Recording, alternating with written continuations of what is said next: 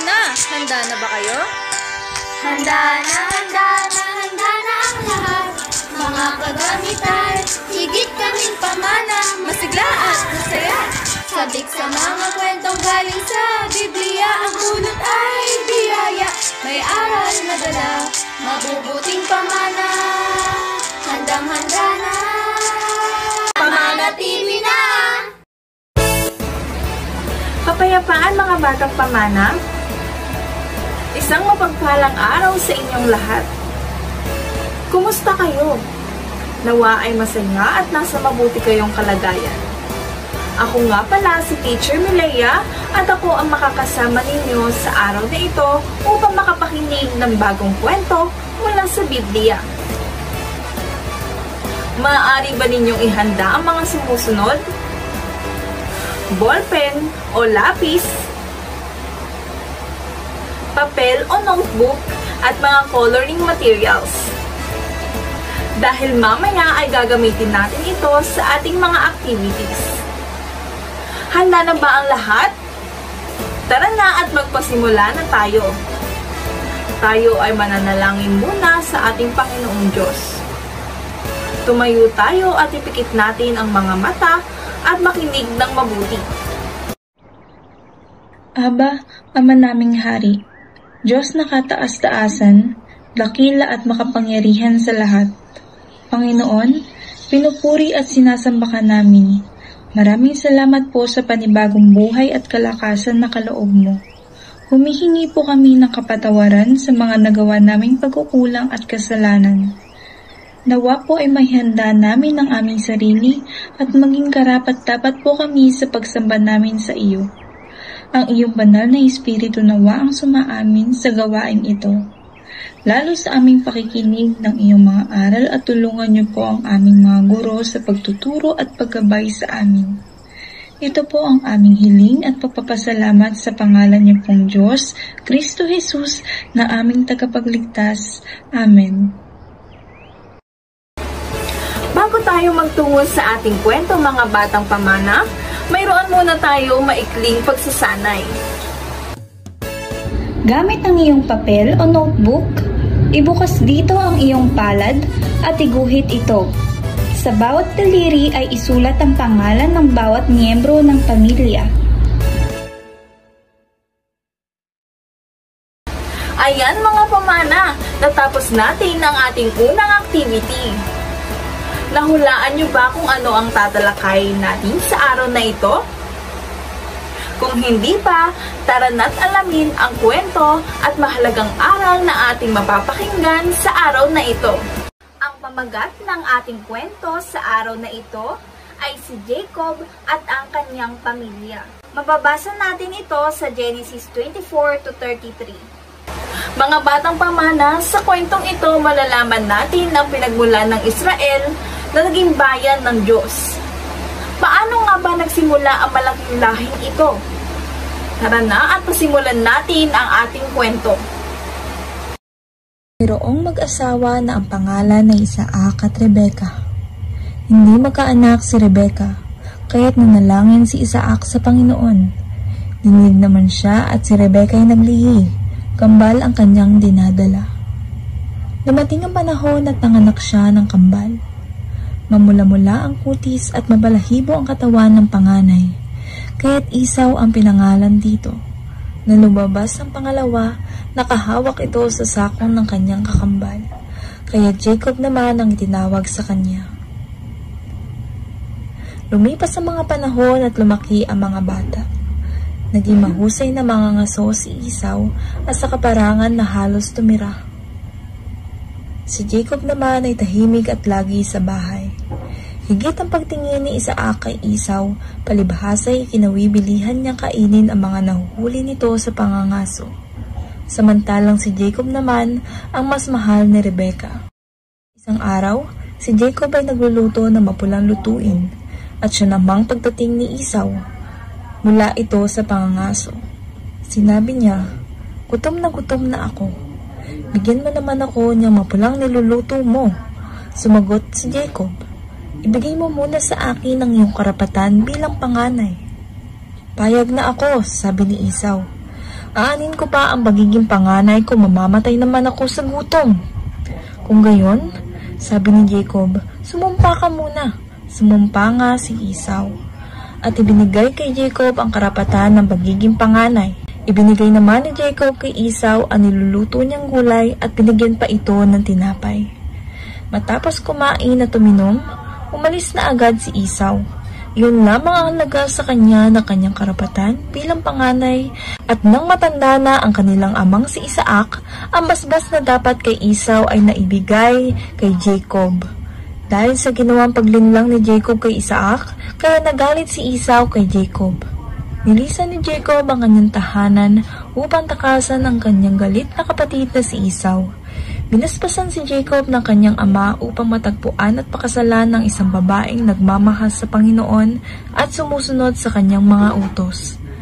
Habang naglalakbay si Jacob, binisita siya ng Panginoon sa isang pangitain. Nangako siya na palagi niyang sasamahan si Jacob. Nangako ang Panginoon kay Jacob na magkakaroon siya ng napakaraming anak. Sa pamamagitan ng mga anak ni Jacob, ang mga pamilya sa mundo ay pagpapalain na makikilala ang tagapagligtas. Ang pamilya ni Jacob sa mga huling araw ay tinatawag na lipi ng Israel o sambahayan ng Israel. Si Jacob ay nagpunta sa isang lupaing nagngangalang Haran. Doon ay umibig siya sa isang butihing babae na nagngangalang Raquel. Sumang-ayon si Jacob na magtrabaho ng 7 taon para sa ama nito na si Laban. Kung pahihintulutan siya ni Laban, napakasalan si Raquel. Pumayag si Laban. Nagtrabaho si Jacob ng 7 taon. Subalit, nais ni Laban na ang kanyang panganay na anak na babae na si Leah ang maunang makakaasawa. Noong kasal, nilinlang ni Laban si Jacob at sa halip ay pinakasal sa kanya si Leah. Ngunit mahal ni Jacob si Raquel. Nangako siya magtatrabaho pa ng 7 taon kung mapapakasalan din niya ito. Pumayag si Laban at nagsimulang lumago ang pamilya ni Jacob. Hindi binayaran ni Laban ng tama si Jacob, subalit pinagpala ng Panginoon si Jacob ng maraming hayop at sinabi kay Jacob na umuwi na. Habang siya ay pauwi, nalaman ni Jacob na ang kanyang kapatid na si Esau at ang 400 kalalakihan ay parating upang kausapin siya. Inaakala ni Jacob na maaring galit pa rin sa kanya si Esau. Natakot si Jacob para sa kaligtasan ng kanyang pamilya. Kaya naman dinala nila ang mga ito sa ligtas na lugar at nanalangin. Sa huli ay nagkasundo rin ang kambal na si Esau at si Jacob. Nanalangin si Jacob na magdamag hanggang sumapit ang umaga. Dinalaw ng Panginoon si Jacob at pinasbasan siya. Sinabi ng Panginoon kay Jacob na siya ay magiging dakilang pinuno sa marami. Pinalitan ng Panginoon ng pangalan ni Jacob at ginawa itong Israel. Tinupad ng Panginoon ng kanyang mga pangako kay Jacob sa buong buhay niya. Nakauwi si Jacob kasama ang kanyang pamilya at nanirahan doon. Magmula noon, si Jacob ay tinawag ng Israel. At ang kanyang mga anak ay tinawag na mga Israelita. Sa kanya nagmula ang 12 angkan ng Israel. Patuloy niyang sinunod ang mga kautusan ng Panginoon at sinamba ito. O ayan mga bata, isang kwento na naman ang kapupulutan natin ng aral. Kaya ating alamin ang mahalagang aral ng ating kwento. Ano-ano ba ang mga aral na dapat nating matutunan? Una rito, ang pagmamahal sa pamilya. Mahalin ang bawat miyembro ng pamilya. Igalang natin sila, lalo na ang ating mga magulang na nagsisikap at nagsasakripisyo para sa pamilya sa pang-araw-araw na mga pangangailangan natin. Ang ating mga magulang gagawin lahat na ibigay lamang yung mga bagay na makapagpapasaya sa atin.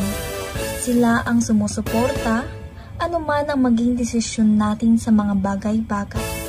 Kaya naman, sa araw na ito ay batiin natin ang ating nanay o mama ng isang Happy Mother's Day. Pangalawa ay pagpapatawad kung may nagawang mali. Mga bata, sa araw-araw, kung minsan may di pagkakaunawaan sa bahay o kung minsan ay napagagalitan tayo dahil may nagawang kasalanan. Tanggapin natin ang payo ng ating magulang at humingi ng tawad sa nagawang mali. Hindi mabuti na tayo ay magalit o magtanim ng sama ng loob, mga bata. Tularan natin ang magkapatid na Esau at Jacob na sa huli ay magkakaayos din dahil walang ibang susuporta at magtitiwala sa atin kundi ang mga mahal din nating mga kapatid. Pangatlo ay tulungan at suportahan ng pamilya. Mga bata, kahit sa maliit na paraan ay pwede tayo makatulong sa loob ng bahay. Pwede tayong tumulong sa mga gawain nila nanay kung kaya naman. Mas mabuti nga na tayo ay nakatutulong kaysa tayo ay nagiging pasaway. At yan ang mga aral na dapat nating matutunan. Handa na ba kayo sa ating activity? Piliin ang tamang letra sa pangungusap na nagpapakilala kay Jacob at kanyang pamilya. Number 1. Siya ang bunsong anak ni Rebecca at Isaac. A. Jacob, B. Esau.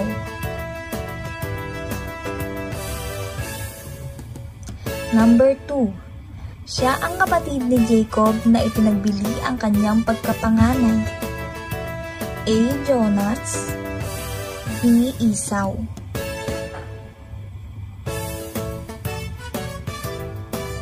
Number 3. Siya ang ina ni Jacob na nanganak ng kambal. A. Rebecca, B. Maria.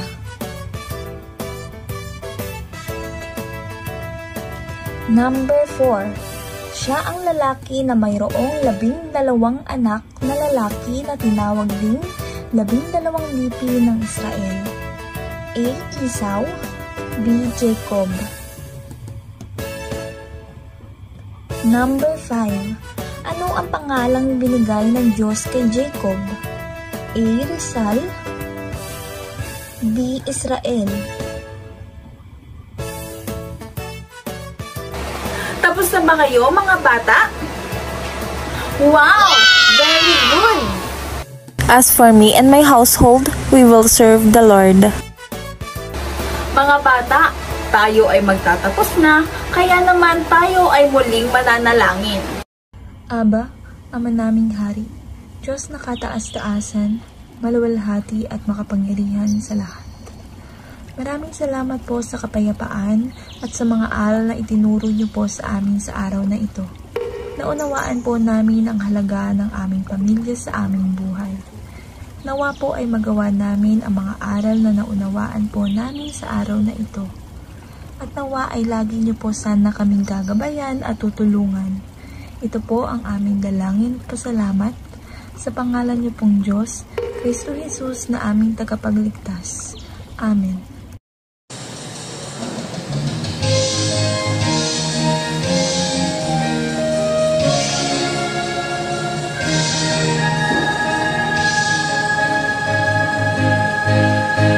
Sa mga kwento mo'y ginising ang puso ko nahihimbing. Nagturo ka sa akin nagkailambing, may pagmamahal ang bawat sabihin.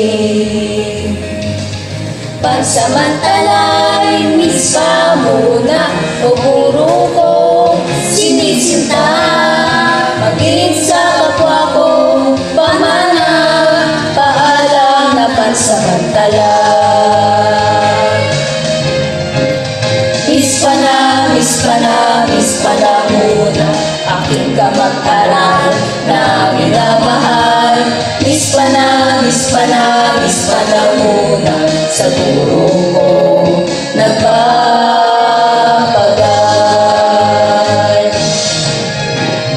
Mispa na muna aking kamag-aral na minamahal. Mispa na muna sa guro ko nagpapagal.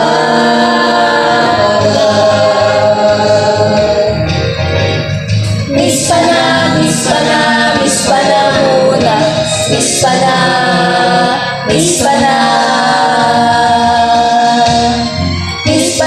Mispa na